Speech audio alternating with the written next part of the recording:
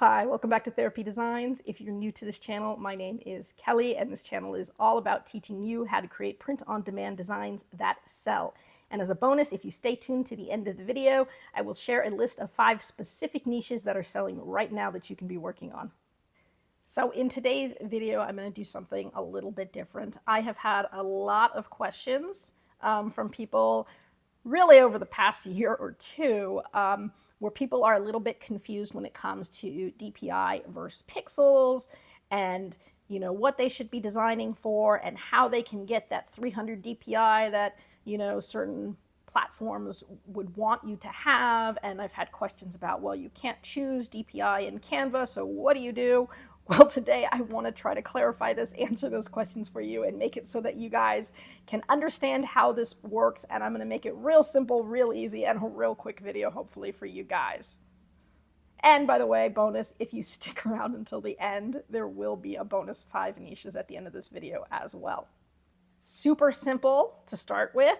DPI stands for dots per inch, and that is the dots that are printed on the final product. So whether it is a t-shirt or a pillow or whatever, that is the number of dots printed per inch on the final product. And so when you hear them say 300 dots per inch, that's what they want to give you that good quality. And obviously, different platforms will require different things, but that would really be like ideal, okay?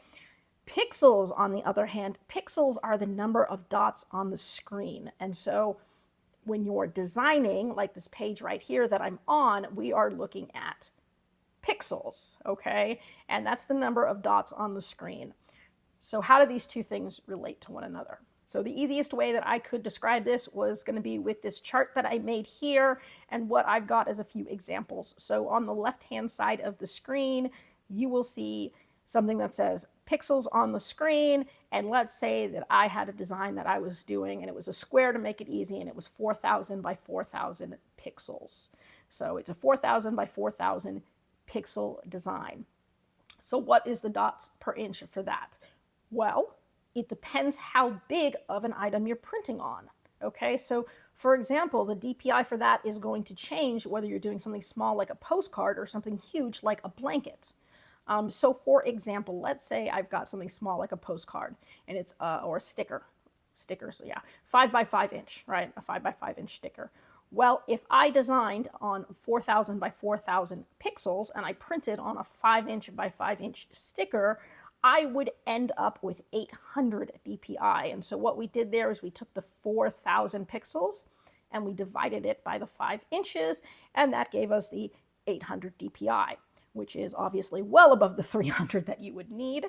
By the way, you don't have to match exactly the pixels. So some people will be like, what should I use for a sticker because it's small? Well, better to have more DPI than less. So, if let's say 150 is the minimum for good quality, the more the better. You can do 150, you can do 300, you can do 3,000, okay? You can always do more, just don't do less.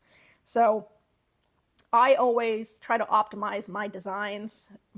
Usually I'm printing 4,500 by 5,400 pixels, and that's good for a t-shirt, and it's also good for anything the size of a t-shirt or smaller, because anything that's smaller is going to have a higher DPI. But I'll get to that in a second. Another example would be if I had a 10 inch by 10 inch item. So if I was doing 10 inches by 10 inches, maybe I was doing a metal print or something like that, I would take that 4,000 pixel, divide it by 10, so that's the 10 inches, and I would get 400 dots per inch, right? And 400 dots per inch is still really, really good. Next, if I was to do something that was more like 12 inches by 12 inches, now we're getting closer to t-shirt sizes, right? So closer to t-shirt sizes, if I took that 4,000, I divided it by 12, I would get about 333 dots per inch.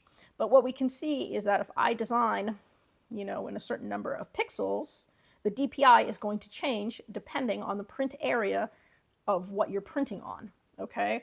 And obviously different products are going to have different print areas. Even different companies or different brands will have different print areas. I just had somebody asking me about the print size on a baby bodysuit, and some baby bodysuits have a very small little print size and some have a much bigger print size. And so really you can look at the different brands and see what their print area is, because they're not all going to be equal. Even on different size shirts, you're going to find that the print is bigger on a bigger shirt and smaller on a smaller shirt. So you're never going to be able to exactly get that perfect, DPI. You're not going to calculate that. What you're going to do is a design in pixels and make sure that you've got a high enough number of pixels to cover a wide variety of print sizes, which again is why I use the dimensions that I use, which are what is recommended by Merch by Amazon. So to really try to clarify this and make it relatable, we did this design the other week, and so we designed by 4500 by 5400 pixels, and so that is the design size on the screen.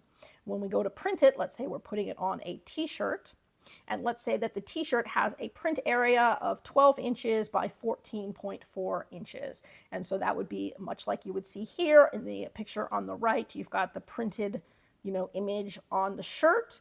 That would end up being 375 DPI, which again is more than the 300 recommended.